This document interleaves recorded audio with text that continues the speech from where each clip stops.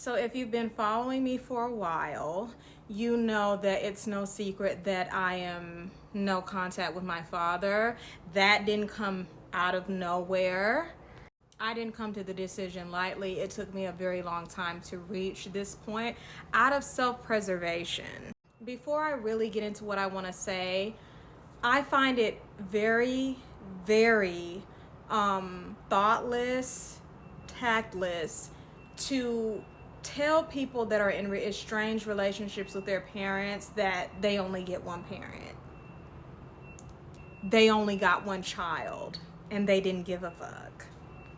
I have had countless situations, especially with people that know my father, but don't know him. You get what I'm saying. They didn't live with him. They were not raised by him, telling me that I should, in essence, get over it. You only have one father. You need to go ahead and just, very disgusting, okay?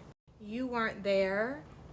Your relationship with your parents cannot be compared to mine in any capacity. That's just the way that it is. It's extremely insensitive.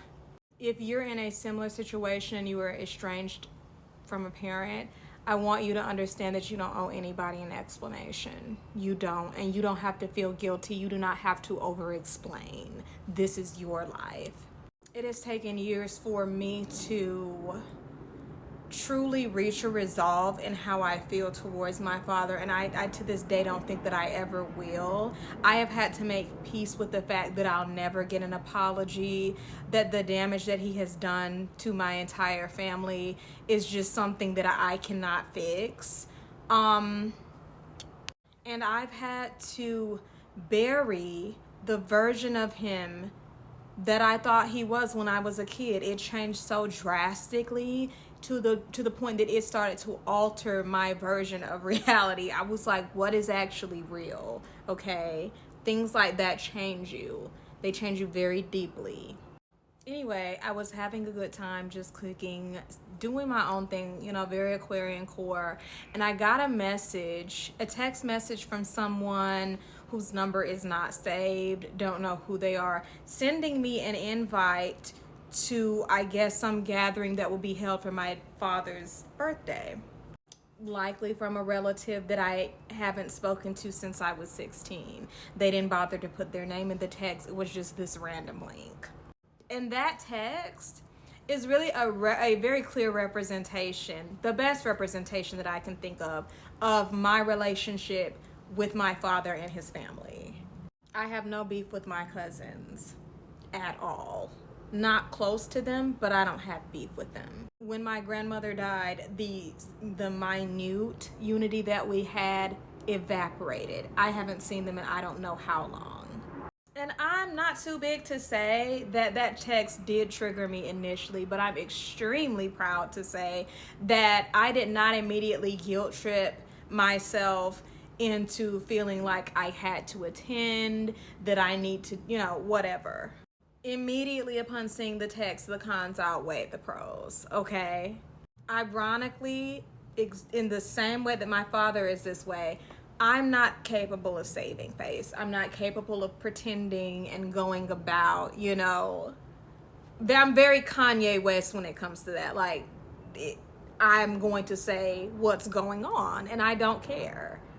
I'm not sweeping everything under the rug. No, if we're not cool in this setting, we're not cool in that setting either. I'm not coming to holiday events. I'm that cousin, okay? Because I'm not about to sit up here and pretend that everything's great. It's not. And you didn't apologize. My father is getting up in age, and I've grappled with like the finality of death. Like, when he does pass away from this earth, where will we be in terms of our non-existent relationship or whatever? And that's not on me, because I've tried my entire life to appease him, to get back in his good graces, to be worthy of being contacted and having a relationship with him. And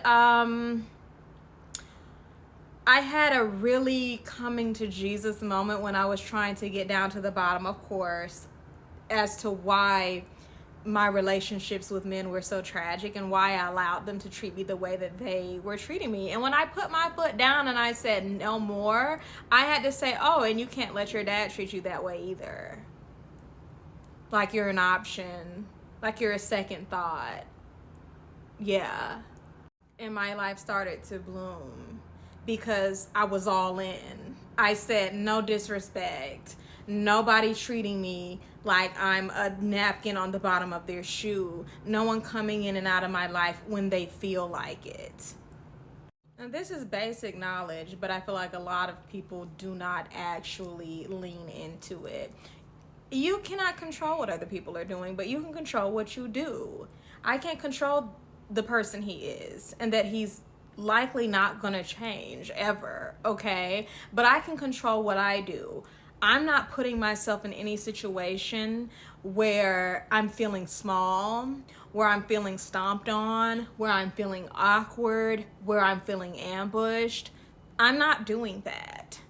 And just that knowledge that I can control me and not everybody else, that has completely changed my life when I actually started acting on it. I don't go into anybody's life trying to change them or make them treat me with respect. I leave. And you're going to wonder if I was ever there because I leave quickly. Like they say, I leave when I go. I leave when I go. Up until like a year ago, the holidays were very painful because they really emphasized that neglect, and they emphasized how dysfunctional my family is. As much as I love them, it's a lot of dysfunction that is there. So yeah. And I'm finally at a place where I feel like I'm stable, that I'm advocating for myself, that I have confidence. And that has really been expressed through the success that I've been experiencing because I'm feeling worthy. I'm feeling worthy. And that only came about by getting rid of anybody who made me feel unworthy. I say all this to say that you need to do what's best for you. Do what's best for you. Cut out all the external noise and do what's best for you. You only get one parent, but they only got one you. And they said, I don't care. Yeah. And you can't make them treat you with respect. You can't make them love you. But you can choose to be around that. You can choose to have them in your life. No contact is not a fun thing. It's not something that you just come up with out of nowhere when it comes to parents, friends, whatever. But you have to trust your gut.